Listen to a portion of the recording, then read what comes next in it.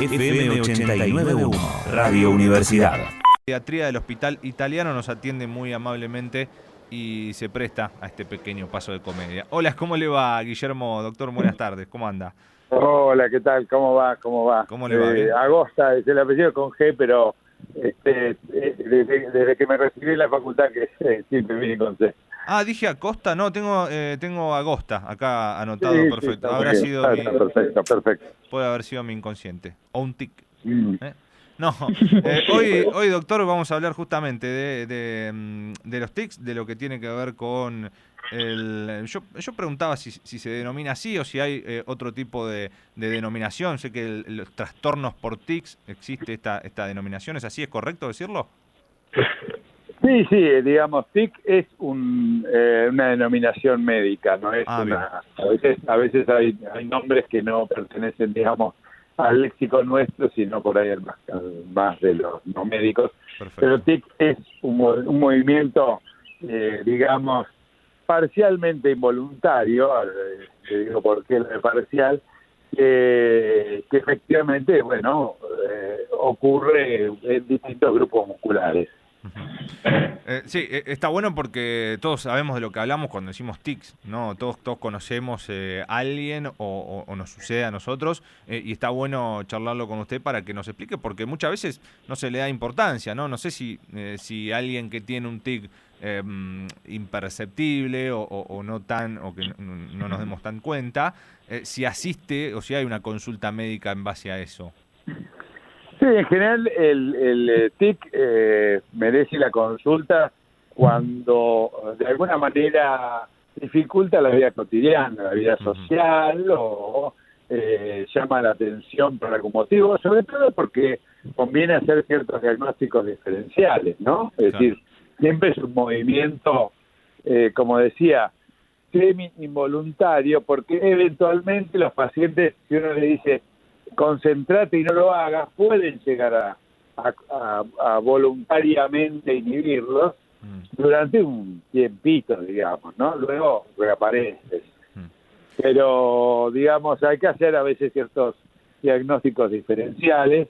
Hay otros movimientos involuntarios, como las convulsiones, por ejemplo, en ocasiones, y sobre todo en la infancia, en algunos cuadros puntuales, pueden merecer un diagnóstico diferencial, digamos, ¿no? ¿Y son un trastorno en sí o pueden representar un síntoma de alguna otra cuestión que nos pueda estar sucediendo? Bueno, la mayor parte de los tics son en sí un trastorno per se.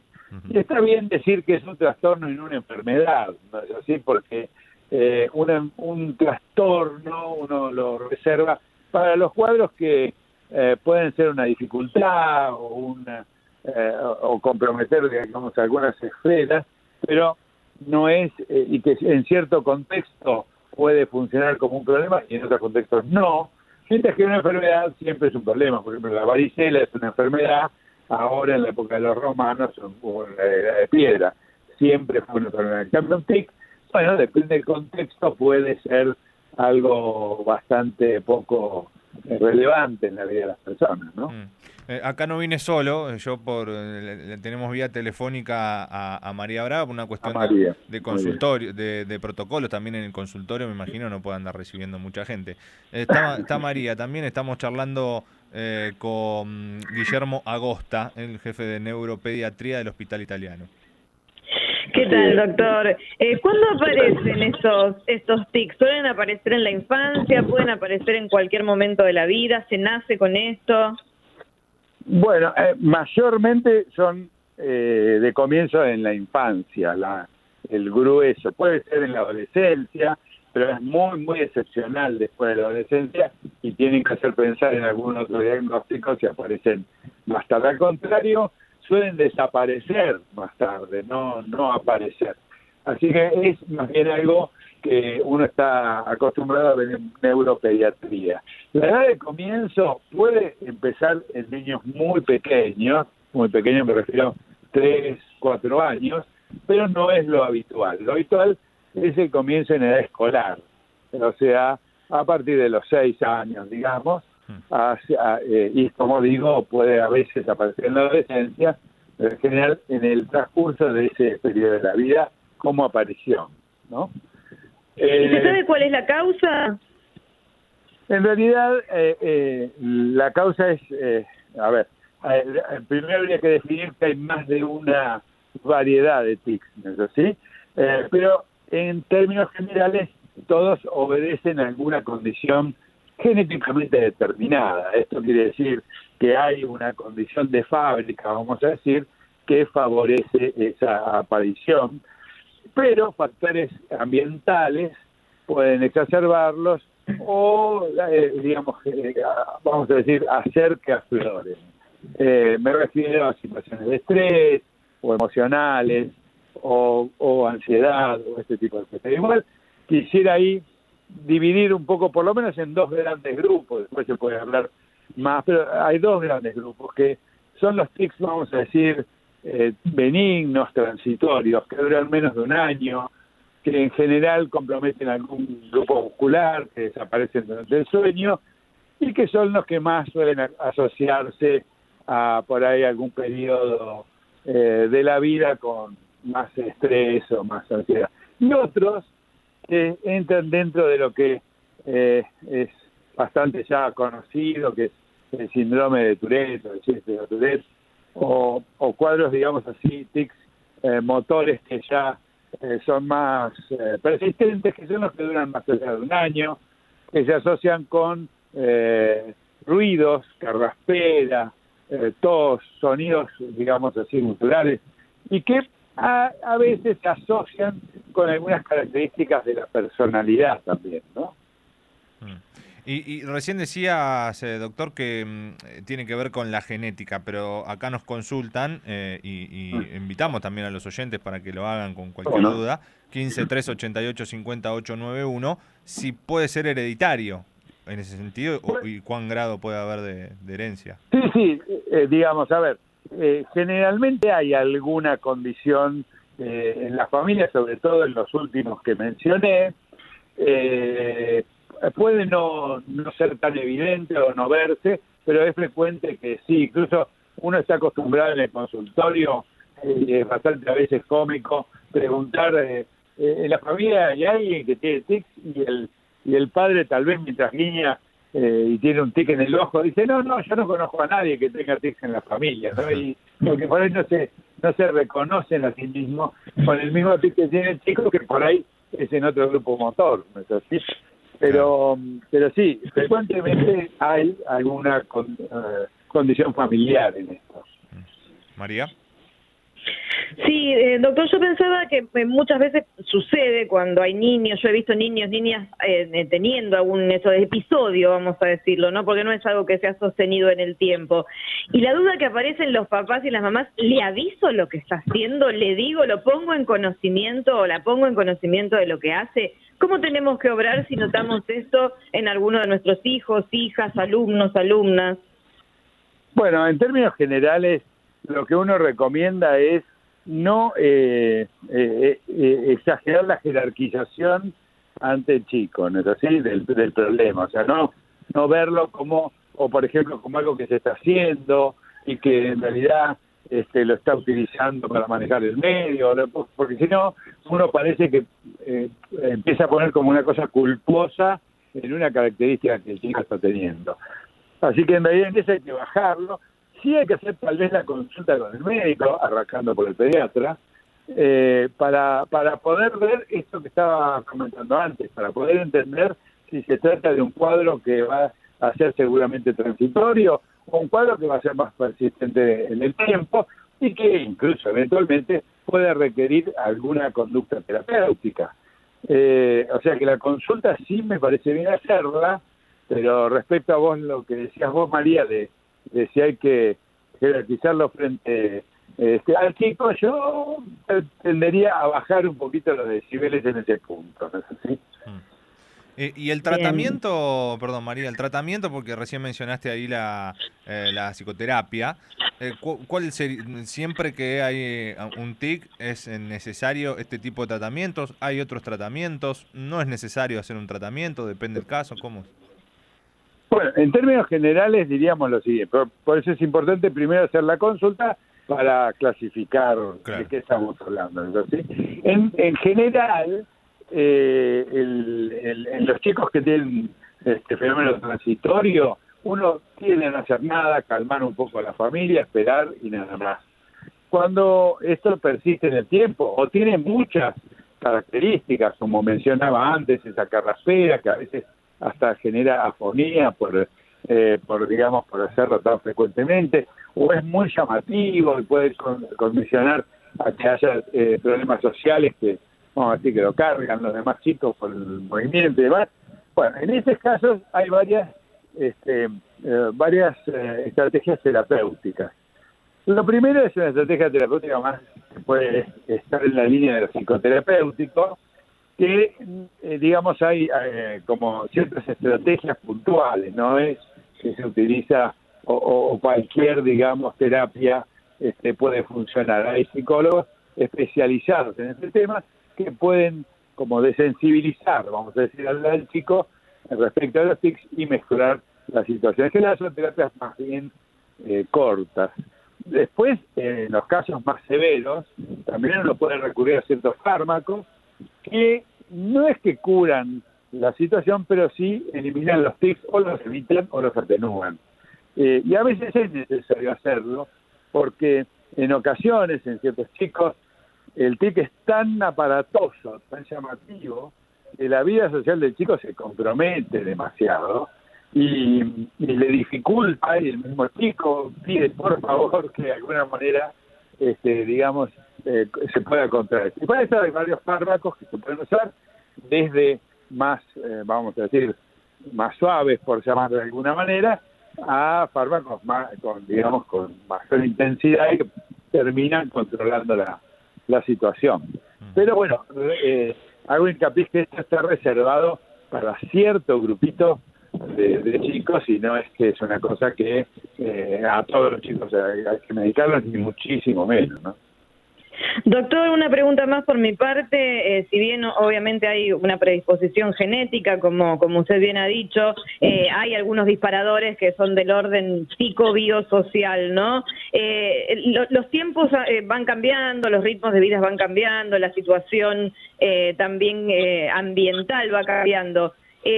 ¿Hay datos estadísticos de si la tendencia a que estos tics, a estos fenómenos aparezcan, ha aumentado, ha cambiado, ha disminuido con el paso del tiempo?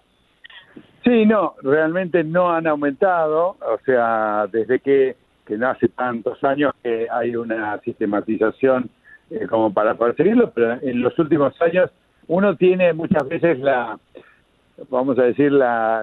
impresión o la idea que los tiempos modernos pueden acelerar muchas de estas cosas, y en parte podría ser que se hagan un poco más evidentes, pero también es cierto que las consultas se hacen mucho más tempranamente. O sea, hoy, digamos, el nivel de alarma ha aumentado un montón, y cosas que por ahí a nuestros padres, bueno, en fin, no le daban mucha importancia, y bueno, lo hace para llamar la atención, decían antes, ¿no? Claro, hay controles pediátricos más seguidos, la escuela más comprometida también, ¿no? Y la escuela también más comprometida, y no se llegaba a poner la consulta, o incluso los propios médicos tampoco tenían la información adecuada, ¿no? Porque también eso es así, hay un tema que hoy la verdad que la educación médica también ha progresado un montón. Entonces, yo diría que no ha habido un cambio que por lo menos podamos objetivar de los últimos 10 años. Si me siguen son unos 30 o 40, y no lo sé porque ni siquiera estaba medido el tema, ¿no? Doctor, aquí una última que nos llega como mensaje. Si es que puede afectar algún tipo de... si este trastorno se puede generar debido a algún tipo de estrés durante el embarazo. No, eso no. Ajá. Eso no hay ninguna asociación. Sí puede haber situaciones de estrés, no durante el embarazo, sino en el propio chico, que bueno, hagan aparecer algunos cuadros. Y hago una pequeña detalle más. Se han descrito algunos casos asociados a infecciones estreptotóxicas, o sea, anginas con pus, digamos así.